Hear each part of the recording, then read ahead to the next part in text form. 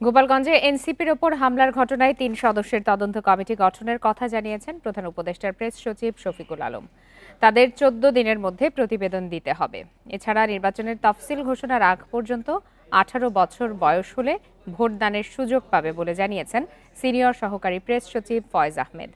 বৃহস্পতিবার দুপুরে রাজধানীর ফরেন সার্ভিস একাডেমিতে উপদেষ্টা পরিষদের ৩৪তম বৈঠক শেষে ব্রিফ করেন প্রেস সচিব শফিকুল আলম। তিনি বলেন, বৈঠকে মানবদেহে অঙ্গ প্রত্যঙ্গ সংযোজন অধ্যাদেশ সহ ৩টি বিষয় চূড়ান্ত অনুমোদন পেয়েছে। বাংলাদেশে অর্গান ট্রান্সপ্লান্টেশনের ক্ষেত্রে আগে যেমন খুব কাছের স্বজন ছাড়া অন্যদের অঙ্গ নেওয়া যেত না, এখন সেক্ষেত্রে কিছুটা সম্প্রসারণ করা হয়েছে বলেও জানান শফিকুল আলম। এ সময় ভোটার তালিকা সংশোধন অধ্যাদেশ ২০২৫ অনুমোদনের বিষয়ে সিনিয়র সহকারী প্রেস সচিব ফয়েজ আহমেদ বলেন, নির্বাচনের তফসিল ঘোষণার আগ পর্যন্ত যাদের বয়স ১৮ হবে তারা পরবর্তী নির্বাচনে ভোটদানের সুযোগ পাবেন।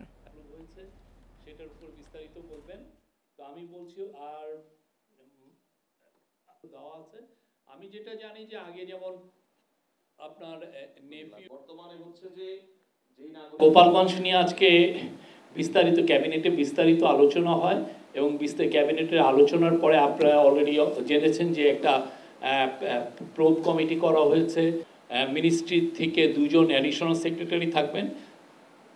এরা 3জন 14 দিন তাদেরকে দেওয়া হয়েছে ইনভেস্টিগেট করে তাদের রিপোর্টটা চিফ অ্যাডভাইজারের অফিসে সাবমিট করবেন। অধ্যাদেশটি অনুমোদন হলো, এর ফলে অন্তত ডিসেম্বরে যদি ভোট হয়, অর্থাৎ যখন নির্বাচনের শিডিউল ঘোষণা হবে তার অন্তত 1 মাস আগ পর্যন্ত যে সমস্ত ব্যক্তিরা 18 বছর বয়স হবেন, ভোটার হওয়ার জন্য এলিজেবল হবেন, তারা ভোটার তালিকায় অন্তর্ভুক্ত হওয়ার সুযোগ পাবেন।